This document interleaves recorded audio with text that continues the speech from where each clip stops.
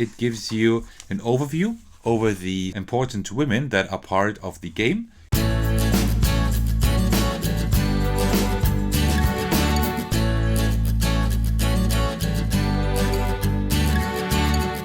Hey everyone, there's Attackers, and today I want to take a first look at Nobel Run, a game I backed on Kickstarter and that just arrived a little while ago. This is pretty much an unboxing, but not quite. This is why I call it first look, because I already opened the box and I already took a look at that. Also, it's a smaller game than some other big box games that are unboxed here. So this is why I call it first look, because I already kind of know what's in there, but I only took a rough look, so I don't know all of it yet. Nobel Run, what is that? In case you're asking yourself that, this is a deck building game, a mechanism that I like a lot, at which you manage a research team and hire predocs, postdocs, and seniors. You also publish articles and get funding through international projects. And then you have like a very good scientists and inventors that help you in your quest to win the Nobel Prize. That's pretty much the idea. The twist here is that all the scientists here are all female, which is a pretty cool thing. So before we open the box though, let me show you something else, because there was something else included here.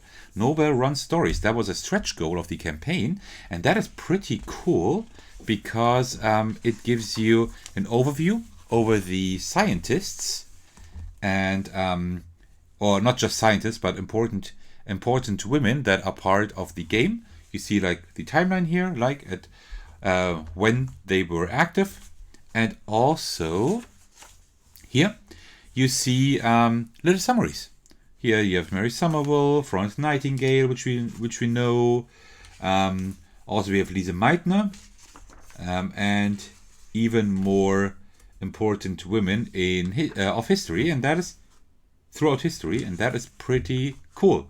Roberta Williams here, so you also have a video game designer and everything, and that is pretty cool. So if you want some trivia behind the faces that you see in the game, then this is a pretty cool booklet to have. Unfortunately, it's not small enough to fit in the box. That would have been great, but otherwise, really cool touch. I really like that stretch goal. Alright, so let's open the box. So this game is up to a player count of 4 players, but the very special thing about this game is that it's also a solo. It also has a solo mode. And I hardly know deck builders with a solo mode, except maybe for Star Realms. Okay, so we have 2 rulebooks here. We have the one in Spanish and also the one in English. Let's take a look at the rulebook first. I really like the cover here, like with the long hair here, and it's cool. It's well done. It's very stylized. I like that. So here we have, of course, all the cards. This is just a card game with a few tokens, so it's pretty much a pure card game. Okay, so types of cards explained here. Individual cards, pool, very cool. Starting player, starting hand, everything is cool here. What can you do on your turn? Okay, so it's explained pretty easily. It looks like it, at least. It's done well with all the images here and symbols. That's another thing that's pretty cool. The game is also completely language independent, which is always a big topic, at least for me, because I don't mind playing games in English at all. On the contrary, I love playing them in English more than in German. But for some of my friends, it's not that easy to play games only in English. So that's why language independent games are great. Okay. So negative resource cards. Okay, cool. So, but there's a lot to it. Wow, there's quite a lot of explanation here. But I think it's just done in it's just done in detail. I don't think that game is too complex. I think it has a weight of 2 on Board Game Geek so far. I think it's not that heavy. Okay, and at the end you want to have the most prestige points here, and then there should be the solo mode, right? Oh, that's it. Solo mode. You see it here on the left. That is the solo mode. So how complex is that? You have a goal, you have setup. That is pretty easy. What can you do on your turn? A few things. So we have a few pages, but it doesn't seem too complicated, because that's important in a solo mode, that you don't overcomplicate it. And it looks pretty good. Okay, I like it. Great. Oh, nice. I love that. So you actually have an explanation of all the symbols here on the back. That is great. More people should do that. Either add reference cards into the game or put it on the back of the rulebook. If it's such a small rulebook, you can put it on the back. I enjoy cards more because you can hand them out to players, but still really cool touch. And then Spanish, well, pretty much the same thing. Wonderful. Okay, cool. So let's see what else we got here. Okay, so we got all the cards here. Let me put everything a little bit aside so we have a little bit more room here, which I think is definitely a good thing. So let's see. So you see we have these tokens here. These are the prestige points you collect throughout the game. We have like the blue ones with a 1 and the purple ones with a 5. Okay, so and then we pretty much just have cards, right? So let's go through a few of these cards and take a look at those.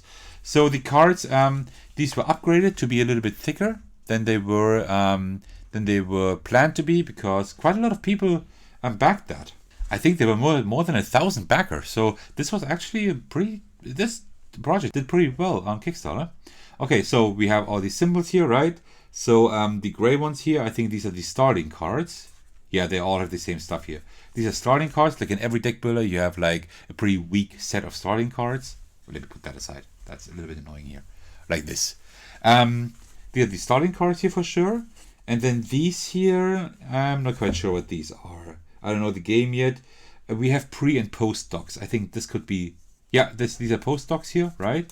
And these could be maybe this is some lab stuff. These are predocs here, right? So we have the predocs here and then the postdocs.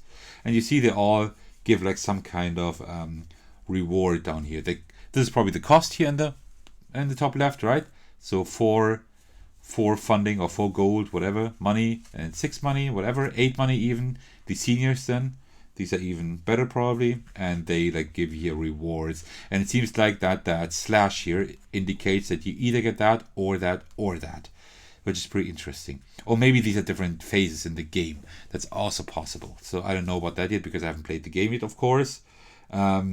These here are the grant cards for sure. Yeah, cool. And I really like the art design here, right? That looks really nice. It's really well drawn. I really like that. Cool. So let me put those aside because we have more cards. And then we should also see the scientists, because I mean that's the main gist of the game, right? To see like all the scientists included in the game. So there we go. All right. So these here are also grant cards, and then we have this here. These are the papers. So you have Q4, and then do you have Q3? Yeah, Q3 and 2 and 1 also. Interesting. Okay. Cool. So the purple ones probably indicate like a higher thing, because these were the postdocs, the blue ones were the predocs. Also the tokens here, like the blue ones, are the lower ones. So I guess you want to aim for the purple cards for the end game, I suppose. But that looks pretty cool. And here now we have all the scientists. So that's pretty much the highlight. So let's take a look at a few of them. Maria Salas. Here you have Mary Somerville. I think these are captured pretty nice. I like these. Lisa Meitner. Look how she's playing with the atoms there. Here we have Rosalind Elise Franklin. Okay, that seems to be biologist or something. Hedy Lamar, Katherine Johnson. That's pretty well done. I like that. Why is the paper back here? I don't know, but there's probably some idea behind that. Elizabeth Maggie. We have the the Monopoly guy here. Grace Mary Harper. Roberta Williams. That's the programmer. Very cool. Sierra. The Dorothy Crawford Hodgkin. Gladys Mae West. And here we have the purple ones then. Sally Kristen Wright. Jocelyn Bell Burnell. Chien Hyung Woo. Margaret Hamilton. Ada Lovelace. Ray Jean Montague. Valentina Tereshkova. Florence Nightingale. Donna Strickland. That's a pretty cool one too. And Mary Sklodowska-Curie. Well, we know Marie Curie, right?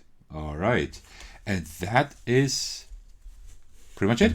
So, you see, there's not a whole lot in the game. It's just cards and tokens, but that is nice. You have a small package here. I would really like to sleeve these cards, but then they don't fit anymore, because deck builders, right? Deck builders you should definitely sleeve, especially if you like them. So I hope I will like this game. I also plan to play it on the channel at some point, because as we saw here, the solo mode does seem not too difficult. You have one deck of cards, you have a card pool here, and then you probably just have your own stuff. It looks like it, so it doesn't seem to take up too much space and seems to be quite simple. So I guess that we can maybe play it on the channel. That would be great, because deck builder with a solo mode, that's something that I always wanted. And Star Realms does have a solo mode, and it's solid, but it's not the greatest solo game, right? It is meant for 2 players, and that's what it excels at. All right, and that concludes my little look / unboxing of Nobel Run. I hope you enjoyed this video. If you're still watching, thank you very much for doing so. I highly appreciate that. And why don't you head over to my channel? There are lots of other videos there that you might enjoy. And apart from that, I will see you in the very next video. All right, take care everyone, and cheers.